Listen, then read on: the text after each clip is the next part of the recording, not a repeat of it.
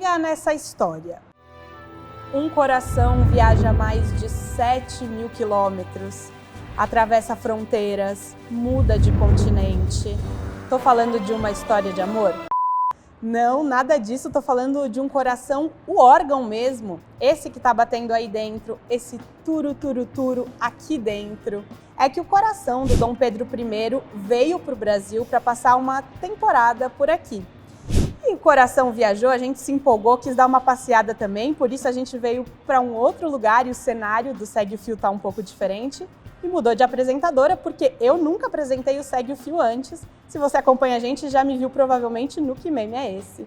Mas fica aí que eu sou a Rafaela Puccini e eu vou te contar o que o coração do Dom Pedro I veio fazer no Brasil.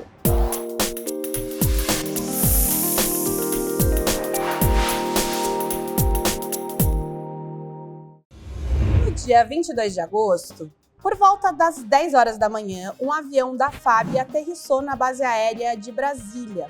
A bordo da aeronave do modelo VC-99 tinham 3 autoridades portuguesas e um representante do governo brasileiro. À espera do avião na base aérea estavam o embaixador de Portugal no Brasil, Luiz Felipe Melo, e os ministros da Defesa, Paulo Sérgio Nogueira, e da Saúde, Marcelo Queiroga. Toda essa pompa é porque a bordo, na cabine dos passageiros, estava também uma urna onde veio o coração do primeiro chefe político do Brasil, o Dom Pedro I.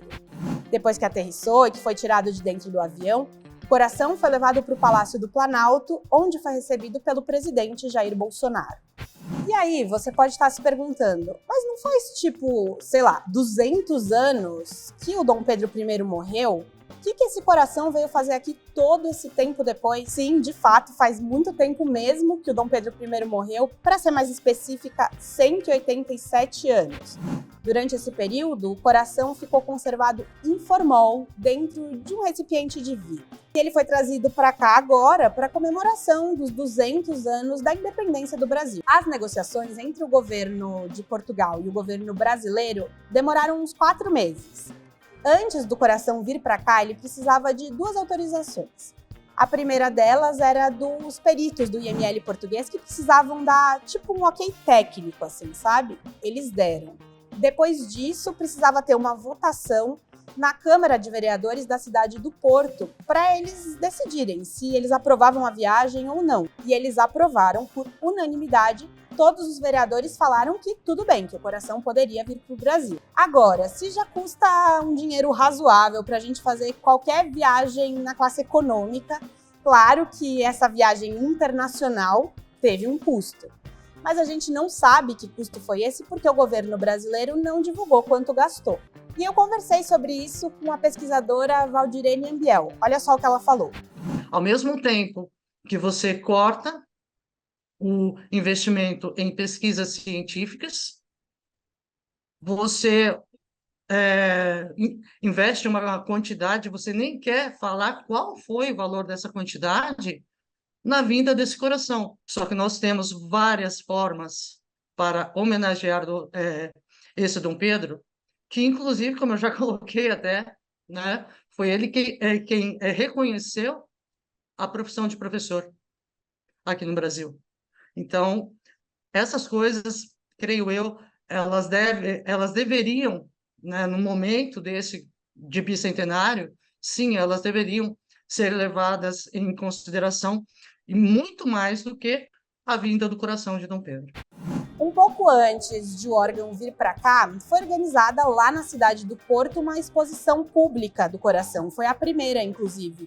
E ela atraiu milhares de pessoas. Por falar nisso, o coração fica no Porto por causa de um pedido feito pelo próprio Dom Pedro I em um testamento que ele escreveu antes de morrer. O resto do corpo fica aqui no Brasil. Desde 1972, os restos mortais do Dom Pedro I, com exceção do coração, estão na cripta do Monumento à Independência, ali no Museu do Ipiranga, em São Paulo. Nessa época, em 1972, era ditadura no Brasil e os militares também expuseram parte do corpo do Dom Pedro, parte da ossada, em comemoração à independência. Ou seja, a imagem de Dom Pedro, novamente, da mesma forma que aconteceu em 1972, hoje também é usado para fins políticos. Nós vimos em redes sociais de muitos candidatos e candidatas para os estados, agora nas próximas eleições, imagens da chegada do coração, e a pessoa, inclusive, inseriu o número, né, dessa candidatura. Você já foi na cripta? Conhece o Museu do Ipiranga? Me conta aqui embaixo para eu saber. E como eu disse agora há pouco, é no dia 7 de setembro desse ano que a gente comemora os 200 anos de independência do Brasil.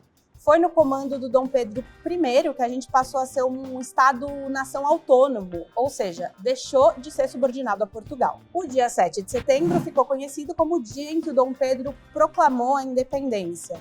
A gente tem no imaginário aquele quadro muito famoso, né, Independência ou Morte, que foi pintado pelo Pedro Américo, mas tem muito historiador por aí que diz que não foi bem assim que aconteceu, não, que aquilo foi uma narrativa criada para deixar tudo um pouco mais heróico do que de fato foi. Por exemplo, tem especialista que diz que o cavalo, na verdade, era uma mula, e que o grito da independência não aconteceu nas margens do rio Ipiranga, mas sim num riacho em cima de uma colina. Aliás, talvez não tenha tido nem grito, viu? Tem gente que fala que não existiu independência ou morte. O que representa o bicentenário da independência, né, para o Brasil, para a gente, e quem foi essa figura, né, o Dom Pedro I? A história de todos nós, né, ela é um alicerce. E nenhuma edificação ela fica em pé se você não tem um bom alicerce, ou seja, se você não tem o conhecimento do que foi esse passado e do que você espera, do que você vai fazer, está fazendo desse presente e do que você espera para o futuro. É ver, sim, na figura de Dom Pedro, não aquele herói, aquele super-herói, mas não, ver uma pessoa como qualquer um de nós. Mas, enfim, o fato é que no dia 7 de setembro, o Dom Pedro I declarou a independência do Brasil, mas isso não quer dizer que no dia 8 de setembro a gente acordou como uma nova nação, livre e agora super organizada, muito pelo contrário, mas isso é assunto para um outro vídeo. Bom, gente, eu fico por aqui. Até a próxima. Tchau!